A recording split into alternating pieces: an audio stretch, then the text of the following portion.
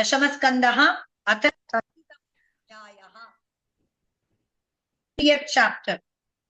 श्रीशुक उवाच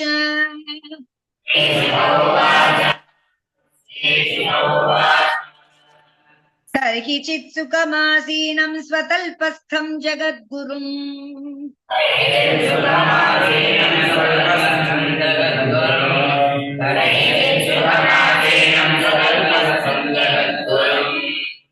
पर्यचरद्वैष्पी व्यजनेन सखी जनैः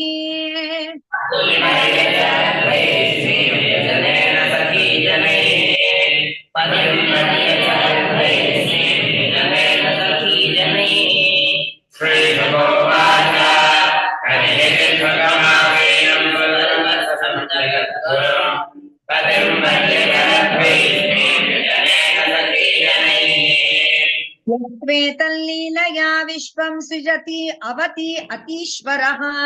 ईश्वरः यस्वेतल्लीलया विश्वं सृजत्यति अवतीश्वरः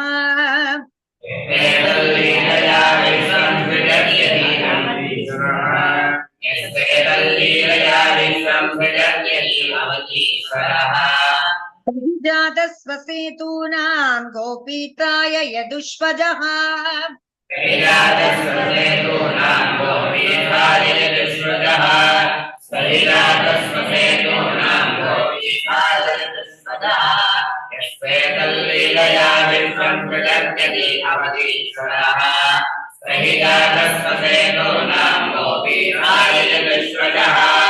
तस्मिन् अन्तर्गृहे भ्राजन्मुक्तादाम विलम्बिता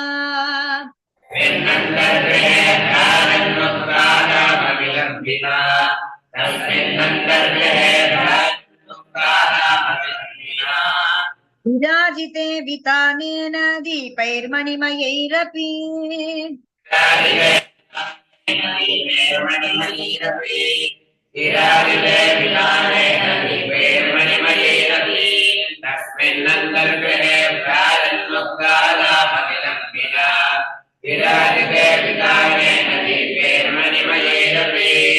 मल्लिकादामभिः पुष्पैः द्विरेपकुलनादितैः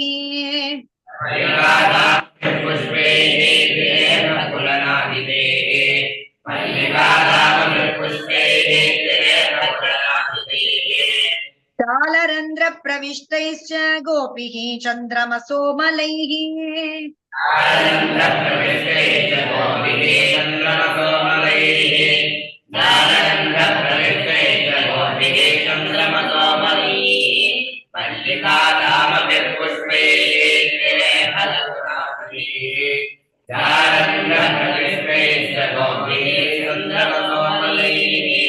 पारिजातवनामोदवायुनोद्यानशालिना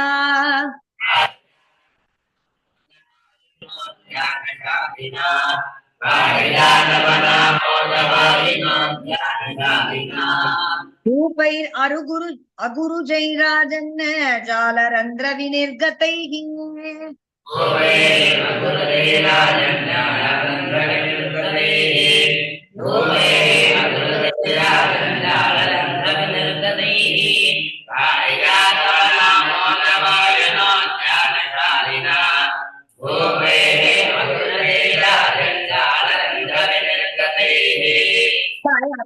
निभे शुभ्रे पर्यङ्के कशिपूतमे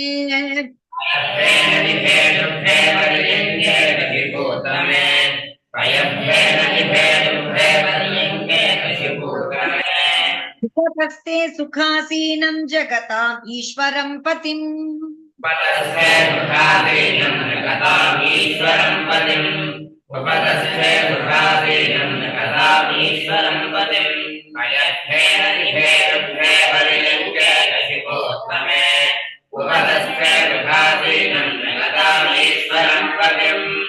कालव्यजनमादाय रक्तदण्डं सखीकरात्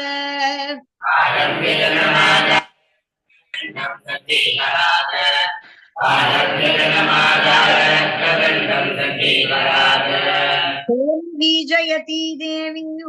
उपासां चक्र ईश्वरम्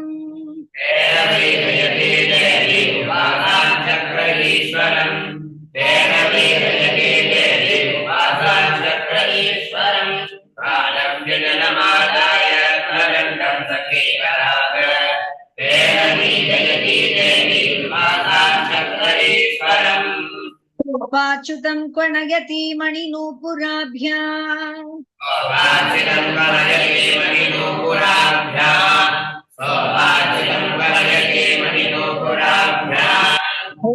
रेजेङ्गुलीयवलयव्यजनाग्रहस्ता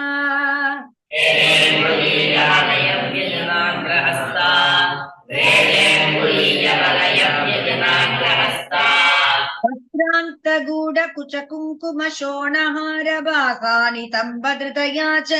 पराध्यकाङ्क्ष्या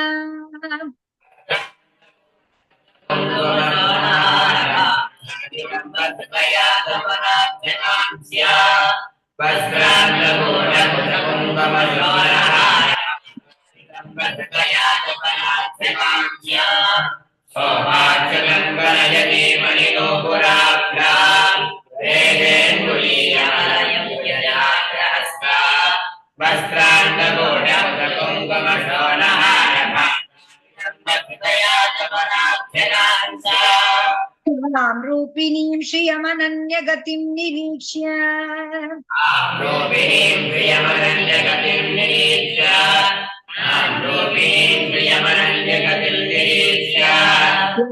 लीलया धृततनोः अनुरूपरूपा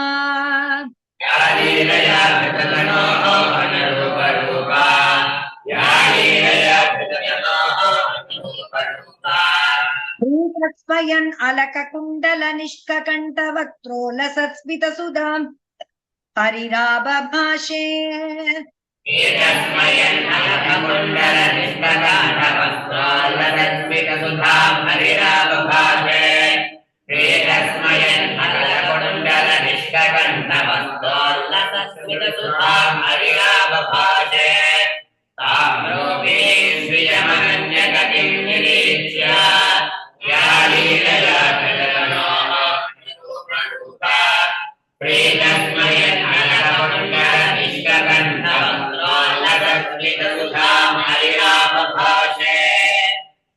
भगवानुवाच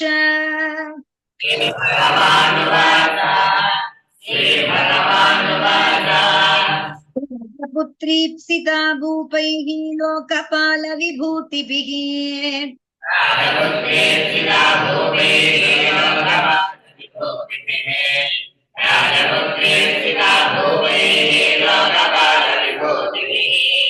महानुभावैः श्रीमद्भिः रूपौदार्यबलोर्जितैः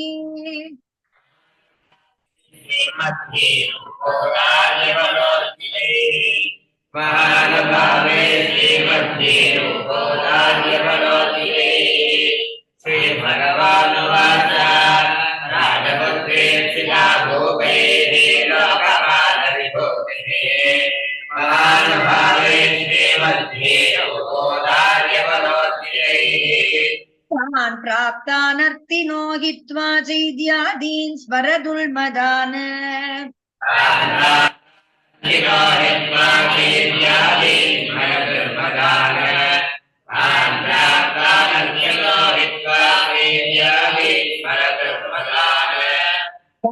भ्रात्रा स्वपित्रा च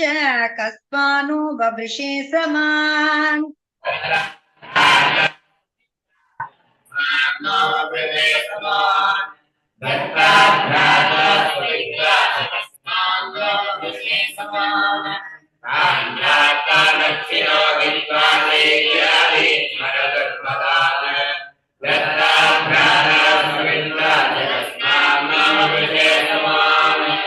राजभ्यो बिभ्यदः सुब्रूः समुद्रं शरणं गतान्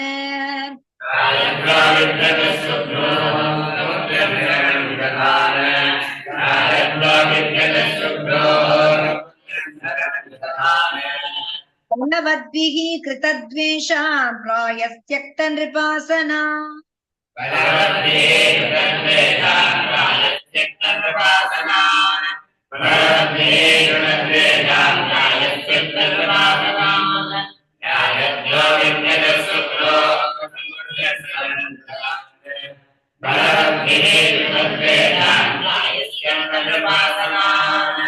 पुष्टवर्त्मना पुंस पुंसाम् अलोकपथमीयुषा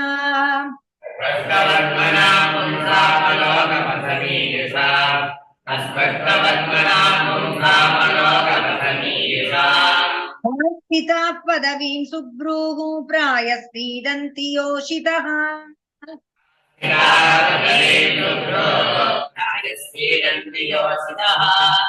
आस्थितः पदवीं शुभ्रो प्रायस्तीदन्ति योषितः अस्पष्टवर्त्मनां पुंसामलोकपथमीयुषा आस्थिताः पदवीं शुभ्रो प्रायस्तीदन्ति योषितः निष्किञ्चन वयम् शश्वत निष्किञ्चन जनप्रियाः वयं शश्वत निष्किञ्चन जनप्रियाः निष्किञ्चनायं शश्वत निष्किञ्चन जनप्रियाः प्रायेण न ह्याड्या माम् भजन्ति सुमध्यमे तस्मात् प्रायेण भक्त्या मां भजन्ति सुमध्यमे तस्मात् प्रायेण भक्त्या मां भजन्ति सुमध्यमे निष्किञ्चना वयं शश्वत निष्किञ्चन जनप्रियाः तस्मात् प्रायेण भक्त्या मां भजन्ति सुमध्यमे तयोरात्मसमम् वित्तम् जन्मैश्वर्याकृतिर्भवः योरात्मसमं वित्तं जन्मेश्वर्याकृतिर्भवः योरात्मसमं वित्तं जन्मेश्वर्याकृतिर्भवः तयोर्विवाहो मैत्री च न उत्तमा न धमो क्वचित्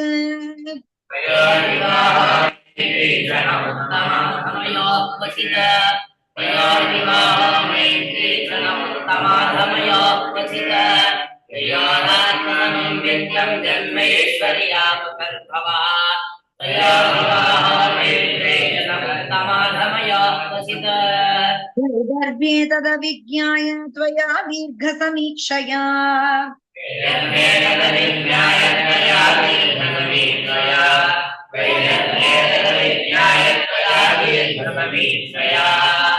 वयम् गुणैर्हीना भिक्षुभिः श्लाघिता सुमुदा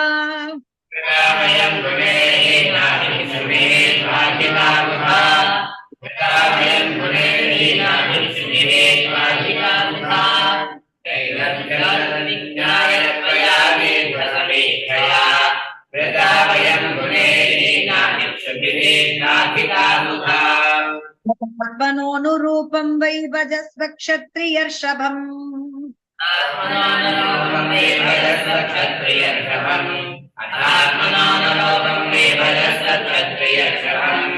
येन त्वम् आशिषस्तत्या इह मुत्र च लप्स्यसे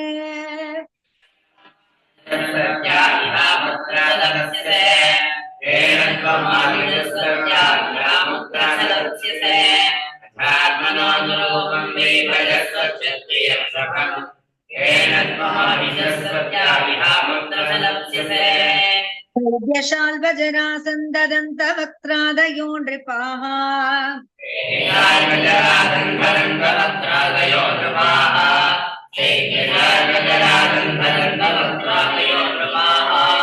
ममद्विषन्ति वामोरुरुक्मी चापि तवाग्रजः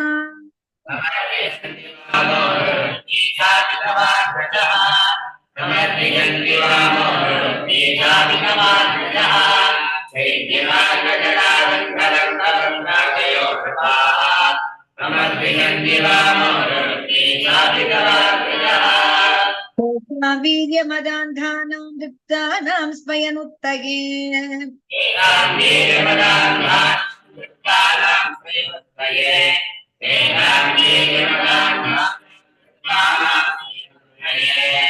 आनीतासि मया भद्रे तेजो अपहरता सता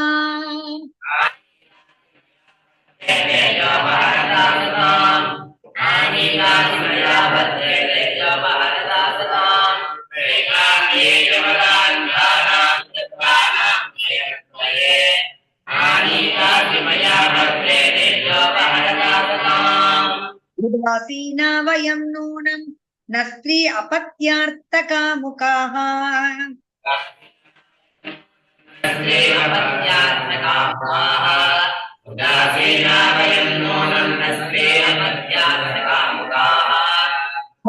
आत्मलब्ध्या स्महे पूर्णा गेहयो ज्योतिरक्रियाः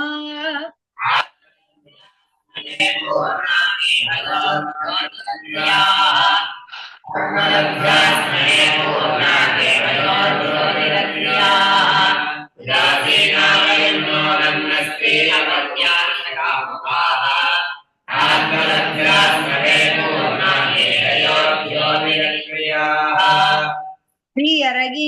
नमः। श्री हरये नमः। श्री हरये